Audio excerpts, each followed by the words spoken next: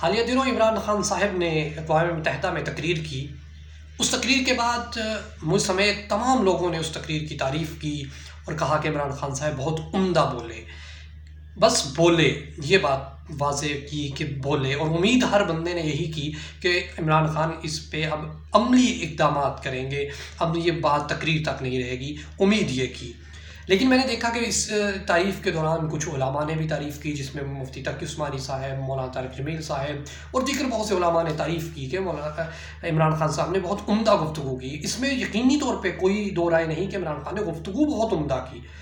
گفتگو تو انہوں نے امریکہ میں بھی بہت عمدہ کی تھی، وہ بعد میں پتہ چلا کہ 370 ہٹ گیا،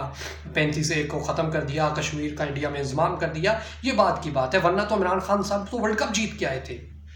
بات یہ نہیں، بات یہ ہے جب جن علماء نے عمران خان کی اس تقریر کی تعریف کی تو پی ٹی آئی نے ان علماء کے بیانات کو اس نیریٹو میں پیش کرنا شروع کر دیا کہ گویا یہ علماء نے مولانا فضل الرحمان کی تردید کر دی یا ان کے موقف کی تردید کر دی، اور یہ سب مذہبی طور پر عمران خان کے بیک فٹ پہ کھڑے ہیں، مگر یہ بات بالکل غلط ہے۔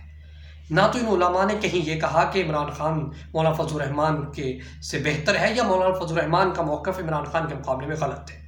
یہ تعریف کی گئی ایک اچھے قدم پہ، یہ کوئی بھی کرتا اس کی تعریف ضرور کی جاتی، لیکن میں یہاں سوال یہ کرنا چاہتا ہوں،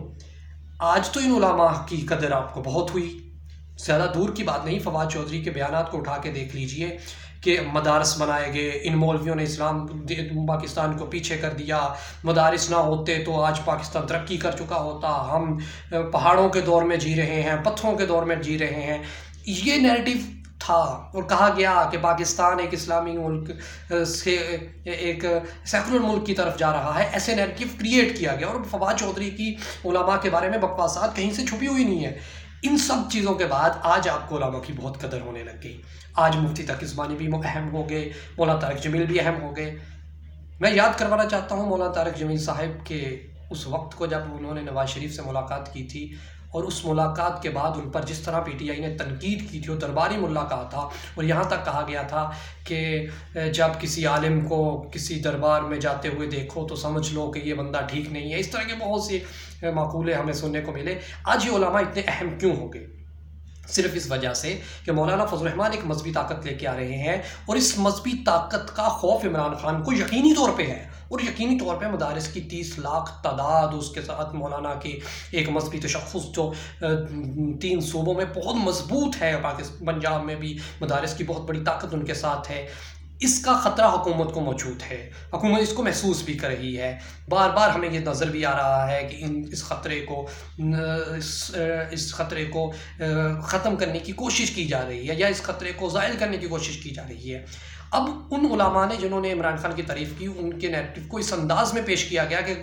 گویا کہ انہوں نے عمران خان کے موقف کو مولانا فضل الرحمان کے مقابلے میں تسلیم کر لیا یا مولانا فضل الرحمان کی تردید کی، ہرگز ایسا نہیں ہے۔ اور دوسری طرف مجھے یہ بتائیے کہ یہ وہی علماء ہیں جو ان مدرسوں سے پڑھے تھے، جن کے بارے میں آپ کہتے ہیں کہ ان مدرسوں نے، ان مولویوں نے پاکستان کو پیچھے کر دیا۔ فواد چودھری کے بیانات کو آپ اٹھا کے دیکھ لیجئے، آج یہ علماء اتنے اہم کیسے ہو گئے، اتنی قدر ان کی کیسے ہو گئی؟ بات وہی ہے کہ صرف اور صرف علماء کو استعمال کرنے کی کوشش کی جا رہی ہے، اور میں یہ علماء سے بھی درخواست کرتا ہوں کہ وہ بھی ذرا احتیاط کا دامن ہاتھ سے نہ چھوڑیں کہ آج ان کے موقف کو یا ان کے نظریے کو، ان کی بیانات کو کس انداز میں استعمال کرنے کی کوشش کی جا رہی ہے، ورنہ